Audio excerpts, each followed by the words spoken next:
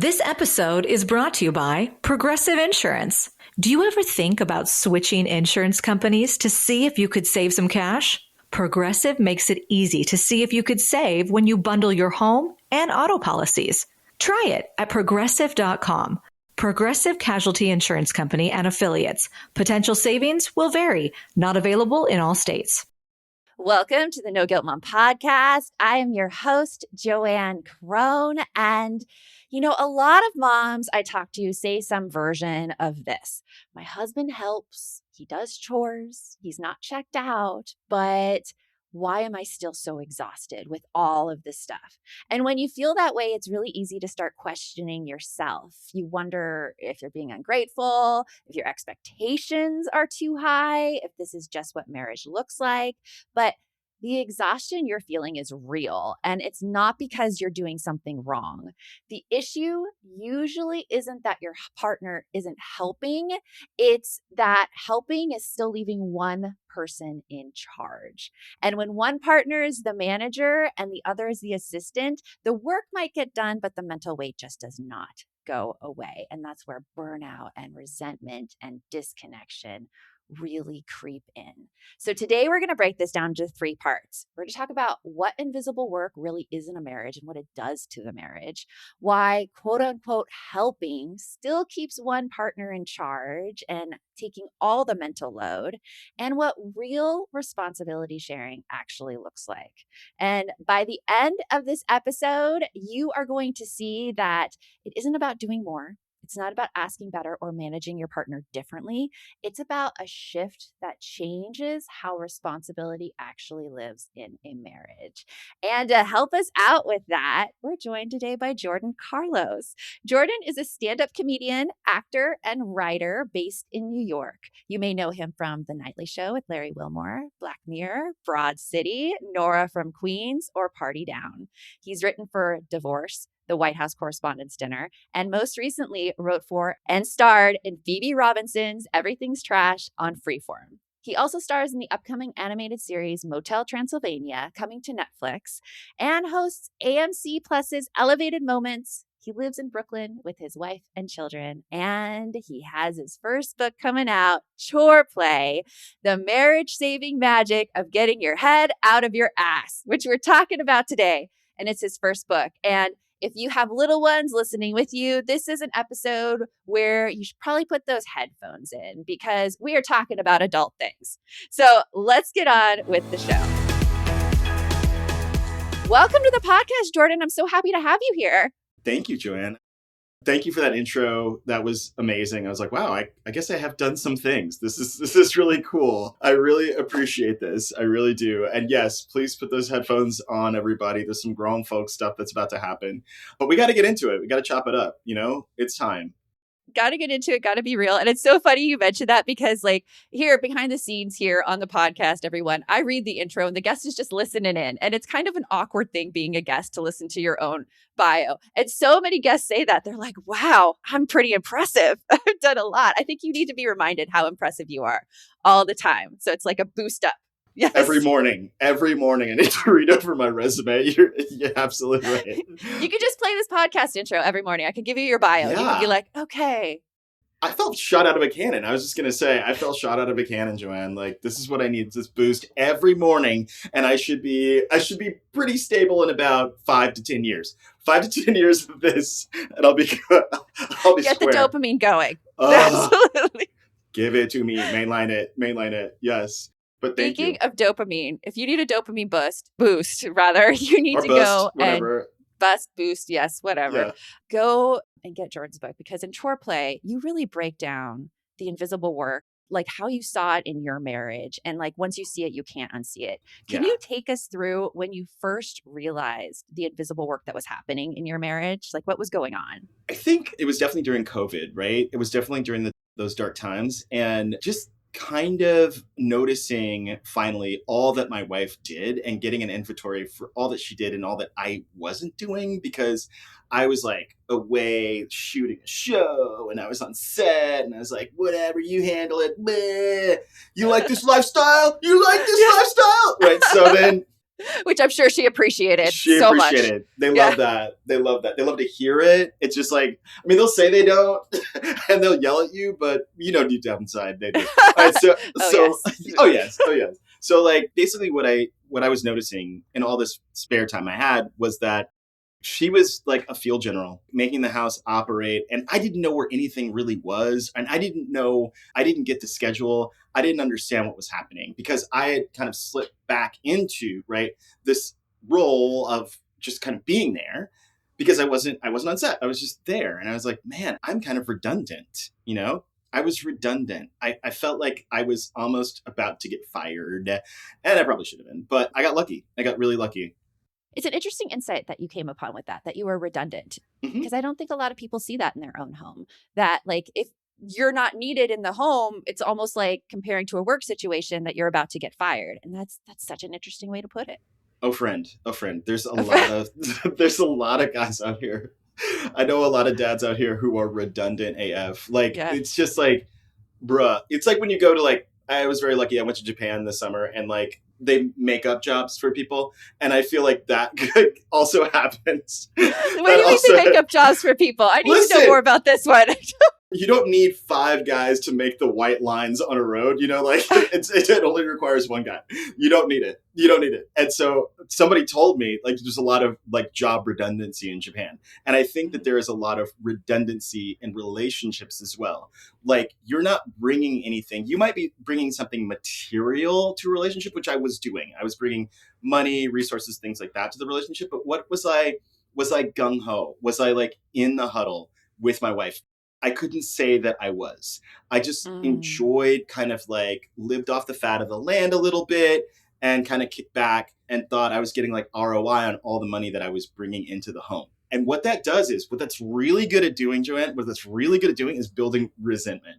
And I've experienced it firsthand. Yes. Yes. So I know what you're talking about. Right. The watchwords are, and what she said to me over and over again is, you weren't there. I was alone. You weren't there. I was alone. Like, and it'll just come out. It was like stories at dinner about maybe our kids getting sick or something like that. Somebody got hurt. Somebody got sick. Something happened at school. And guess who wasn't there? I wasn't there. And on the umpteenth time, it just takes a billion times. But a billion times jackhammered into my skull, I started to realize that my wife was alone. And that my wife not only had a career of her own, she like had what is called a second shift as well. And I realize I'm talking to a woman about things. So let me just mansplain invisible work to you. Mansplain all the things. No, I appreciate that first you like notice that you're talking to a woman about this, because I love these conversations about it when like men come into the conversation and they're like, oh, you know exactly what's going on, the second shift, everything. Yeah. What I found so insightful in the book is your explanation about the invisible work you were doing with driving your car. Oh, yeah. And I think that I related to that looking at my husband doing that invisible work. Could you like tell everybody how that realization, what that was, your invisible work of driving the car? Yeah. So driving the car, like I drive the car in New York City. Basically, like I drove us to my workspace today, and like my wife's here at my workspace. I'm sorry. Go ahead. No, I'm amazed that you drive in New York City, because I live in New York City and I'm like, no, never, never. Well, if you could drive in New York, you can drive anywhere. I'm a Texan. Texas translates to New York pretty easily because we're loud, audacious, big mouths. If you can deal with that, like you can make it. So driving in New York, I drive here, which is it's so the stress factor, my cortisol levels are wild, right? And to do that, it's like really tough. You feel like you're in that movie Baby Driver all the time. You're skidding, you're stopping, you're looking out, this way, that way. You're breaking so many traffic laws. JK. All right. No, please. Any police listening to this right now, Jordan follows all the rules. So this is like story. This is comedy. This is parody. We love traffic laws. We love them. We love a red light camera. All right. So anyway, all that to say that whenever we're going any place, I'm the one who's driving. I'm the Uber driver for my family. It doesn't matter. It's just kind of like something that's like we slipped into this rhythm of doing, and that's what it is. And for years, it's been that way. And my wife can drive. My wife actually drives stick in New York City. She is a badass. That is badass. like driving New York City's level 1, stick is like level 14. So like, I know, it's crazy. It's crazy. I'm like, how are you doing this? But she is. So she drives stick, can pop a clutch at an intersection, all that kind of stuff. So she'd rather be relaxed, sending emails off, playing DJ, things like that. And that's her gig. And so what I noticed was I was like, okay, this is the one job that I do for the family. I'm the guy that has to check on, like, I have to make sure that we have enough gas. I need to make sure that the maintenance is square. I need to make sure that, like, inspection is up to date and all these things with the car, everything car related, like clean it inside and out. Which I find like a lot of guys are in charge of car. Yeah. Like, as I see, like a lot of like, yes. And I see that division, just like a little segue. I see that division in marriages. They're like, oh yeah, like if my husband takes care of the car, I'll take care of this, because I don't want the car. And I'm like, whoa now. That's the car, you're putting a little too much emphasis on the car. But like, that's a hell of a ratio. But I mean, listen, yes. Arizona, I come from car culture. You're in Arizona. Yeah. That's car culture. We have car. There's stress on the car. But like, I will say this, in comedy, we have a rule, not only yes and, but also if this, then what else, right? So when I was trying to like look around and figure out what more I could do with my marriage, it's like, oh man, I take care of the car. Like, what else can I do? What else can I do that's low hanging fruit, but like also, but doable. And from that, that's where kind of like the germ of the idea came from. And I noticed, like, just to get back 1 second to the car, the invisible work part. I'm not paid to do it. It can be a drag sometimes because of traffic. If you have to chart a course, like let's say I wanted to go uptown to let's visit the Natural History Museum with the kids on the weekend, right? We live in Brooklyn. That can sometimes be either a half an hour or like an hour and a half ride, depending on when you want to go. And we're only going 10 miles, people. So it's like, you pick your poison and you have to know the flows of traffic, right? But it's all on me, right? It's all on me. And I'm doing this alone. It is thankless. It is not something anybody pays me for. And every once in a while, when my kids and wife are like, thanks, Dad, for the ride, I'm like, like, you're so grateful, right? I mean, like, well, my husband, he takes this on too, right. Jordan, like, we went to New Zealand and I'm like, there you go, honey. Your job to learn how to drive on the other side of the road. Like, oh my God. Oh my God. And it was so stressful and I could see it. And like, he actually, as we left, like, gosh, what city were we in? It doesn't matter. It doesn't really matter. But as it was Auckland. Yeah. As we left Auckland, we got on the freeway. He's like, no music. No one can talk whatsoever for like 30 minutes because this is insane. Like, Jesus, take the wheel. Good at it. Take the wheel on the wheel on the New Zealand side. No, I can't. No. I love this concept of if this, then what else? And it's always like when chores get done in the house, if someone is still holding all the responsibility, that's where the word, I think, help starts to cause problems. So after this, we're going to dig into why, quote unquote, helping keeps one partner in charge. For years, I avoided tracking my spending because every time I looked at where my money went, all I felt was shame. Like, why did I spend that much on groceries? I shouldn't have bought that. It was like a highlight reel of all my worst financial decisions. And that shame, it kept me stuck. I couldn't make any real progress toward my goals because I was too busy beating myself up about the past. Set yourself up for financial success this year. Monarch is the all-in-one personal finance tool designed to make your life easier. It brings your entire financial life, budgeting, accounts, and investments, net worth, and future planning together in one dashboard on your phone or laptop. Feel aware and in control of your finances this year and get 50% off your Monarch subscription with code NOGUILT. What changed everything for me was finding a tool that keeps me focused on where I'm going, not where I've been. Monarch shows me my savings goals, my debt payoff timeline, my whole financial picture in one place. So instead of dwelling on last month's mistakes, I'm actually planning ahead and watching myself get closer to real milestones. No shame, just progress. Set yourself up for financial success in 2026 with Monarch, the all-in-one tool that makes proactive money management simple all year long. Use code NOGUILT at monarch.com for half off your first year. That's 50% off your first year at monarch.com with code NOGUILT. Okay, real talk. I have approximately 47,000 photos on my phone. I wish I was joking. And every year I tell myself, this is the year I'm going to do something with all of these memories. And then I don't. Because who has time to sit there arranging photos into layouts for hours? Well, I finally did it. And I need to tell you about Journey Print because it was honestly so much easier than I expected. Here is what blew my mind. Their AI auto arranges your photos into this beautiful book in seconds. You upload your pictures from your phone and their smart algorithm organizes everything by date and location. It even adds maps. So my book isn't just random photos. It's actually the story of our year. I made this year in review book and flipping through it with my kids, seeing our trip to Paris last year, the first day of school where my daughter's a senior, and even just silly everyday moments, it hit me how fast this year went. And now we have this gorgeous, gorgeous book to hold on to because the quality is premium, like really nice satin paper. And they plant a tree for every order, which I love. Creating it took me maybe 15 minutes. That's it. No joke. Go to journeyapp.com/podcast/NGM and use code NOGUILT to get 30% off your next purchase. That's Journey spelled JoURNIAPP.com/podcast/NGM and use code NOGUILT at checkout. When I was an elementary school teacher, I saw firsthand how beautifully different every kid is. Some thrived working independently, others lit up during in-depth projects, and others excelled in completely different ways. And the best part, when kids get to learn in the way that works for them, amazing things happen. And that's exactly why so many families are turning to K-12 powered schools. These are tuition-free, online accredited public schools for kindergarten through 12th grade. And if the traditional classroom isn't a perfect fit for your child, K-12 can help them thrive.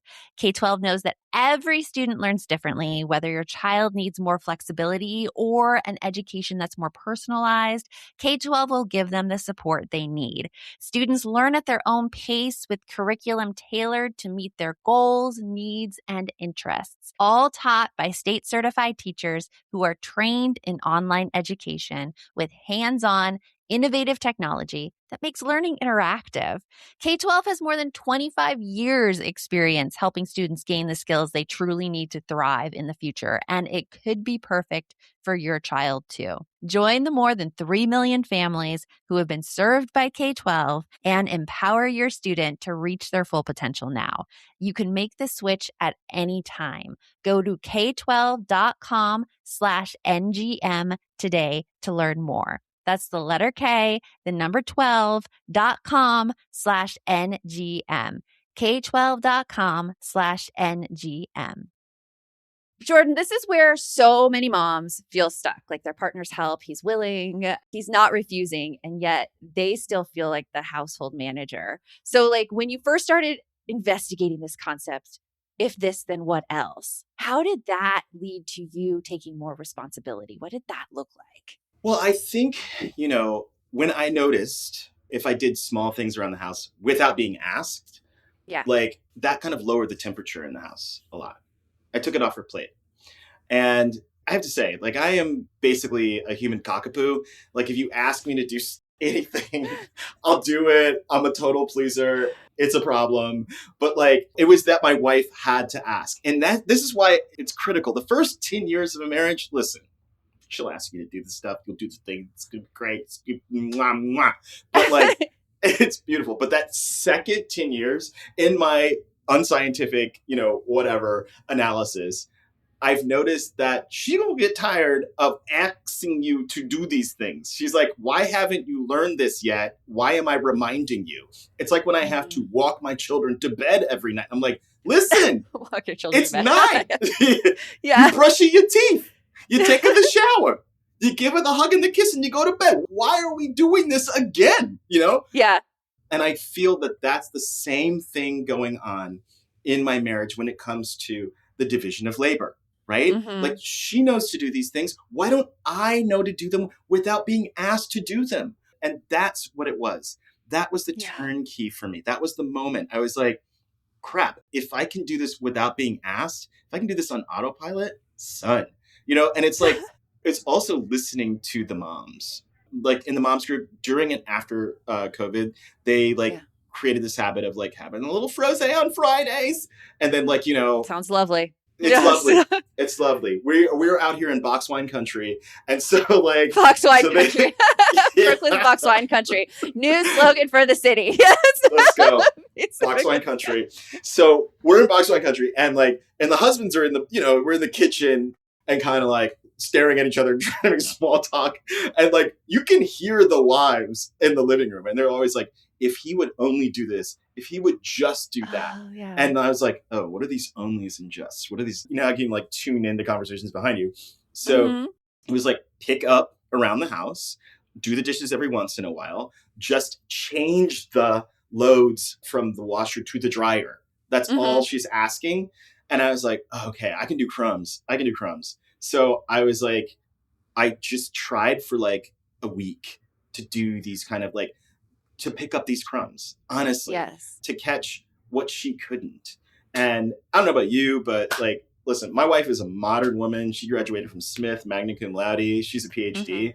She's an alpha boss mama. And she wrote the playbook. She just needs a good backup QB that's ready to come in at any moment. Backup QB, and just jump off the bench and do the thing. She doesn't need a rival. She doesn't need a 50-50. She's like, listen, I've given you a beautiful home. If you could do these bare minimum things, then that's it. So it is. It's the bare minimum. It's the absolute bare minimum. So when you were doing the crumbs for that week, what did you notice start to happen? Oh my God. The resentment level went down, right? That's what I noticed. I was like, okay, I started to make the connection between the two. That stooping over all the time and picking up Legos and picking up clothes to have to take them from the bottom to the top of the stairs or whatever the hell it is.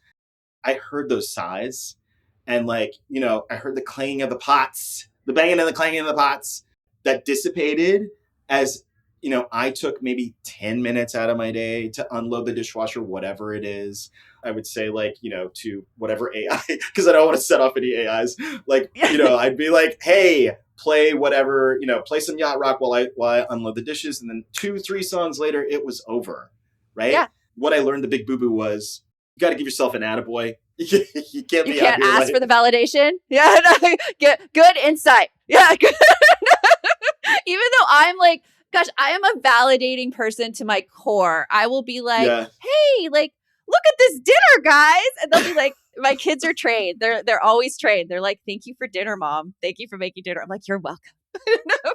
They do that? My son does that all the time. Yes, because I need it. I need the validation. I need it. Of course. You just slid it over the stove. I do that all the time. I cooked a pasta the other night that was just I didn't do penne. I got some other kind of rigatoni, whatever it was. It was some exotic Italian pasta that was in the shape of an elephant or something. And then I'm making that and making this. Yeah, as they are. Yeah, the Italians, it's just it can never be. It's once you go off the deep end with pasta, it's all these different weird shapes. And so I did. And so sometimes they are really good. They're really so good, the weird shapes. Mm-hmm. They hold the sauce better. I get it. I get it. So I make it. I make dinner, I toss the salad, all this stuff. And then I'm just like, is it you like? You like it? Oh my gosh. Do your kids actually eat what you cook? Because this is the problem I run into in our house. Our kids are very, very picky. And so we have to consult almost on meal planning with them to make sure it's taking them just a little step ahead, not too far into left field. If I cook something Asian, my son's like, peace out. I'm not hungry tonight. And I'm like, come on, guys. Narrow palate.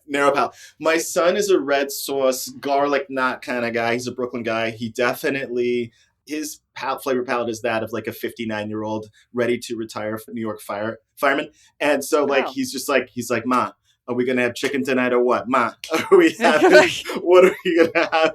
We're getting rigatone. What's going on? So like, it's so narrow. He wants pizza, garlic knots. He wants ziti. He wants like, these, I think you That's understand. my daughter. Mm-hmm. That's Absolutely. I know this flavor profile really well. Yes. Mm-hmm. It's like all Italian restaurants. Yeah. Mm-hmm. There's so much more. We have so much more. Like, but this is what he likes. So we make that for them, and he loves that in tacos. So like anything like that, which luckily we can make. But like, yes, I need that approval. I do, and I'm learning. And part of like the muscle is just to learn to like enjoy your own approval, and like be like, yo, I killed that. I crushed that, and I crushed it maybe 2 nights in a row, and like not to be like I made dinner 2 nights in a row. How about it? Let's hear it for dad. But I feel that it's its own reward with me. I like taking on a little more responsibility. And I think it's not as hard as all that. It's working. It's definitely working. Yeah. And this is like where the shared labor in the house really, really matters. And it's where like the relationship gets better. And coming up next, I want to talk about what the real responsibility looks like when it's not just like equal amounts, but it's like the shared taking of the household. We're going to do that right after this. I used to think my kids' meltdowns were just about being tired or overstimulated. But here's what I didn't know. 50% of kids suffer from hidden hunger. Even if they're eating, they might not be getting the nutrients their brains actually need to regulate emotions and focus. And listen, if you've got a picky eater who lives on chicken nuggets, haven't we all had that experience? You're probably dealing with big emotions and meltdowns that feel never ending.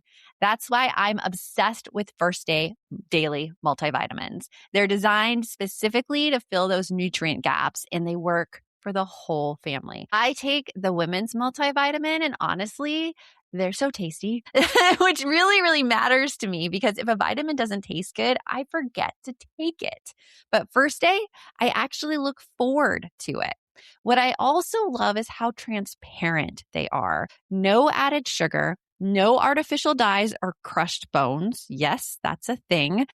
Just 9 essential vitamins and a blend of 12 organic fruits and veggies. It's like sneaking in 1.5 cups of spinach and 5 cups of broccoli into 2 gummies. Plus, they're age specific because a toddler's needs aren't the same as a teen's or yours. For a limited time, our listeners get up to 57% off and a free gift with code NGM at firstday.com. That's up to 57% off with code NGM at firstday.com. And please tell them No Guilt Mom sent you. My day kicks off with a refreshing Celsius energy drink, then straight to the gym. Pre-K pickup, back home to meal prep. Time for my fire station shift. One more Celsius, gotta keep the lights on. When the 3-alarm hits, I'm ready.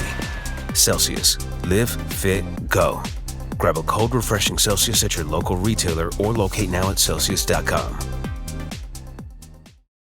Dripping in gold? That's cool. Dripping in Velveeta's supremely creamy golden cheesiness? That's respect. Elevate your drip with Velveeta's range of outrageously delicious dips and dishes. Shells, cheese, melty blocks, and heat and eat queso that go all in on indulgence. Flex on your fam with a creamy, cheesy masterpiece and go all in on what you love with Velveeta. Respect the drip and satisfy your cravings. Bring home the drip with Velveeta.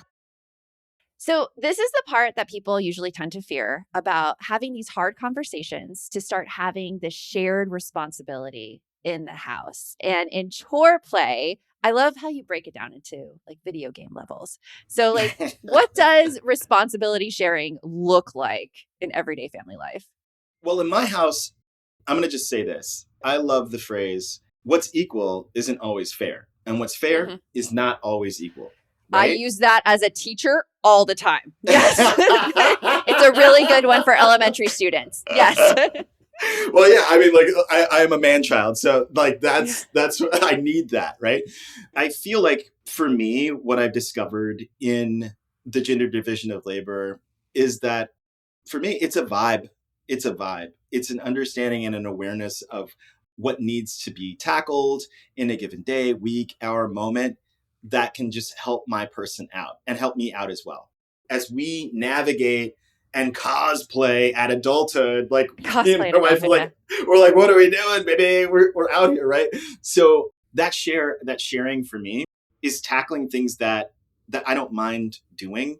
It's not, I know that I don't do half of the stuff that she does. You want to know why I know?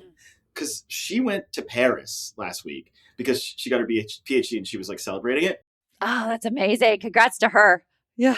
Yes. I mean, she's brilliant. She's smart. She can do it. She can do it all. And she was having a great time in Paris in the middle of the week. And like, I was solo dolo, right? And that's when I really felt the strain, right? I really felt the strain. I was like, how the fuck are we going to get from meal to meal and moment to moment? And she does it like all the time. She does it all the time. And that's I was true. Like, yeah, she does it all the time. And a lot of like my mom friends checked on me. They're like, you okay?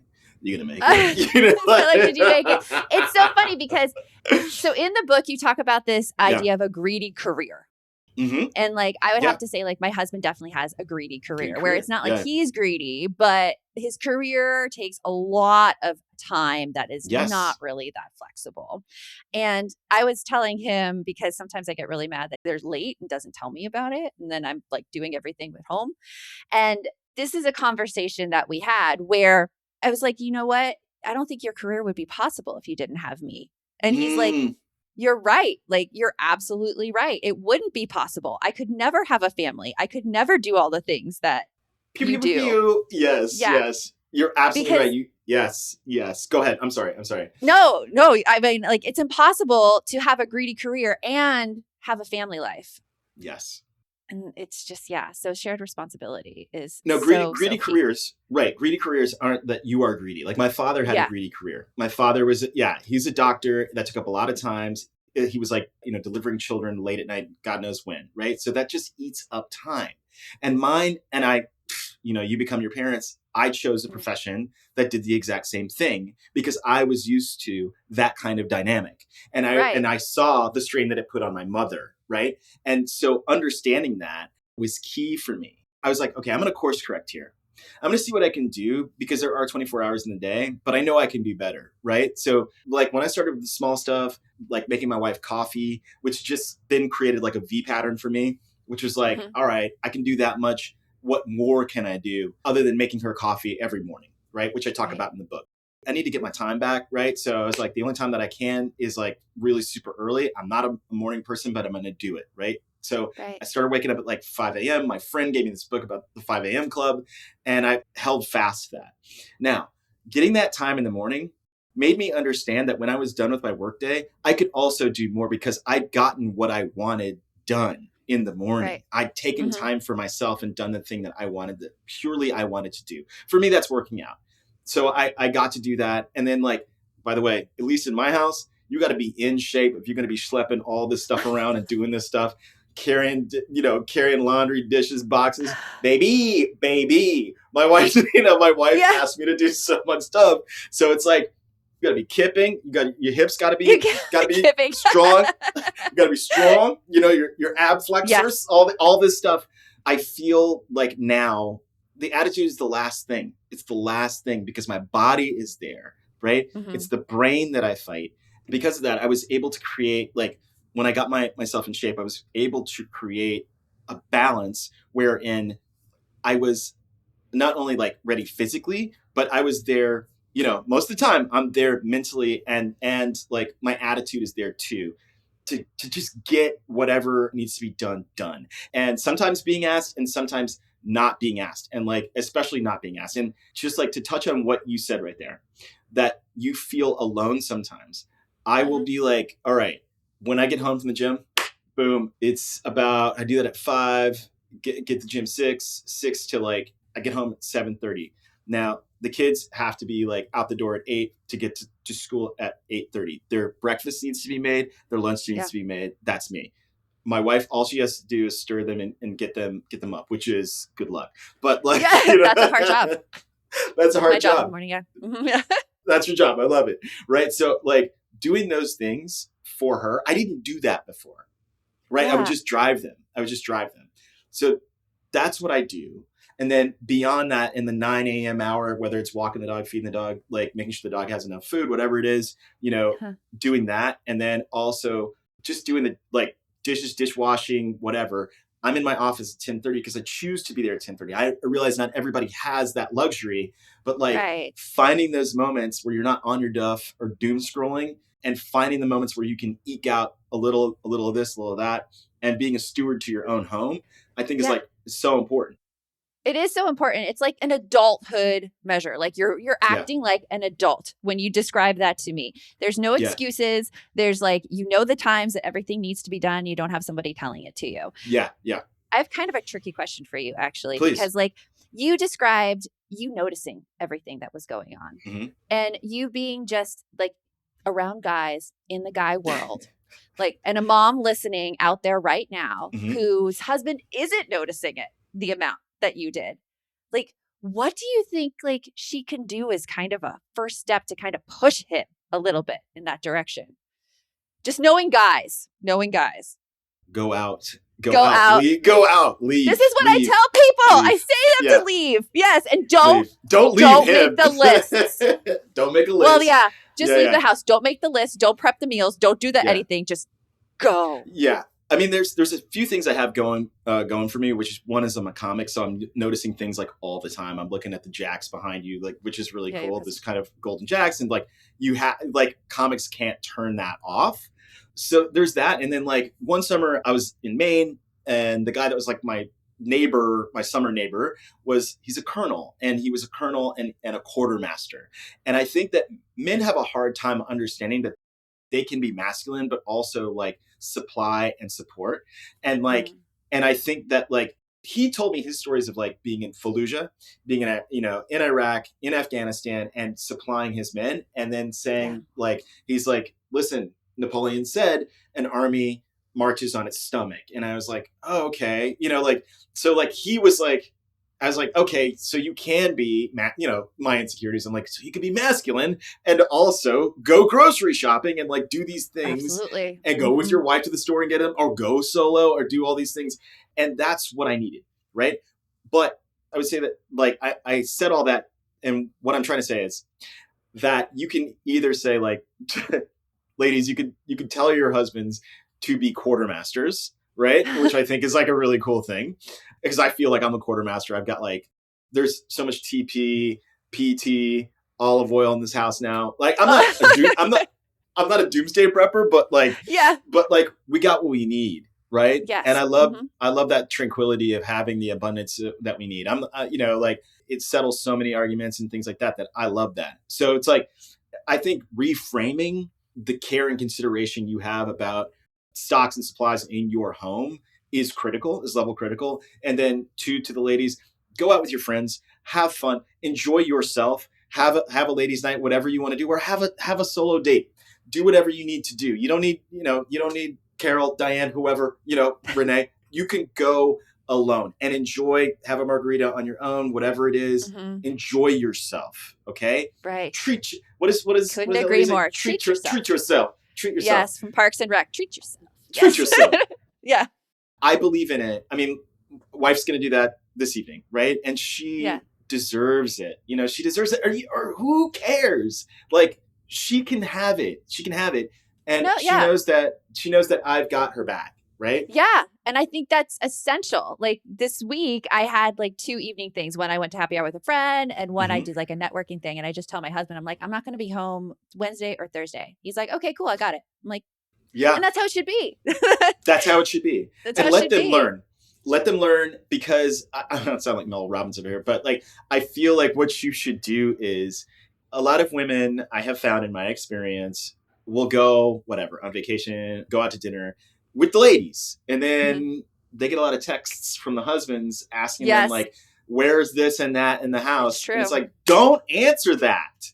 Yeah, let them find out. Okay. They should know these things. It's their home. It's your home as much as it is my home. And I should know these things. And like, because if you don't, returning to this thing, then I feel like I don't have a place in the home. Oh, You yeah. see what I'm Like saying? looking at it from that perspective is so important because a lot of women hear that and they're like, oh my gosh, I'm like being mean or I'm not taking care of my family. But Yeah. also, what you're doing is you're providing your partner a place to contribute in the home. It's funny, like Absolutely. going back to another elementary school saying, when I was in reading groups in my class and a kid would come up to me, my response was like, are you bleeding or dying? Because that was the only reason that you should be interrupting right now.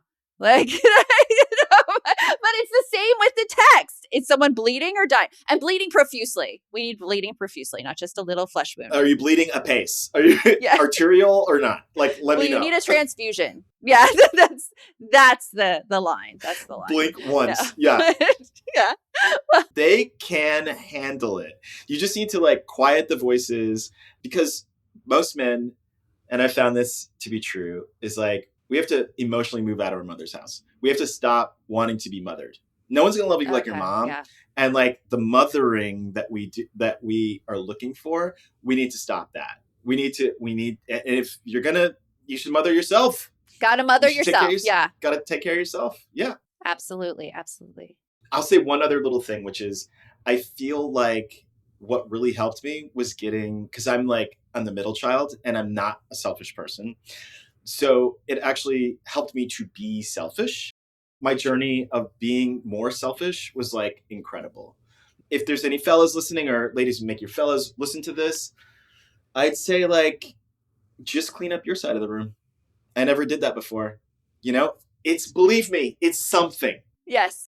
It's fucking something. Okay. It is something. Clean up your side of the room. Do your laundry like you're a goddamn roommate. Yeah. That's half the load taken care of. Okay. Mm-hmm. They will appreciate it. Just take care of yourself. Take care of yourself. Like number one minimum viable action plan. Just take care of yourself. Please. That shouldn't be something we're saying to everyone, Jordan. Like, what is wrong with men, Jordan? This isn't a long enough podcast. And I feel, I think that a lot of guys are waiting, we're waiting for orders and waiting for people to take care of us and waiting. Yeah. And we should initiate. If we initiate so much, why can't we initiate this part, right? Why do we always find like we're always on pause? I think that this whole experience for me has been so beneficial because I see that I can do so much on my own. And I noticed that the more I focus on myself, the better it is for us in our relationship. Yeah, absolutely. I think that goes for women as well. The more you focus on you as a woman and your needs, the better it goes for the relationship too. Both ways. And Jordan, this has been phenomenal. I've had so much fun with you. And everyone, you need to go out and get Jordan's book, Chore Play, The Marriage Saving Magic of Getting Your Head Out of Your Ass, because it's hilarious. If you enjoyed this conversation, there's so much more waiting for you. There's so much more. Jordan, thank you so much for coming on the podcast. True pleasure. True pleasure. And for everyone listening, remember, the best mom is a happy mom. Take care of you, and I'll talk with you later. If you'd like to support the show further, you can share episodes with your loved ones, leave a positive review, or follow us on social media at No Guilt Mom. You can also show your love by visiting our amazing podcast sponsors. We have a link in the show notes.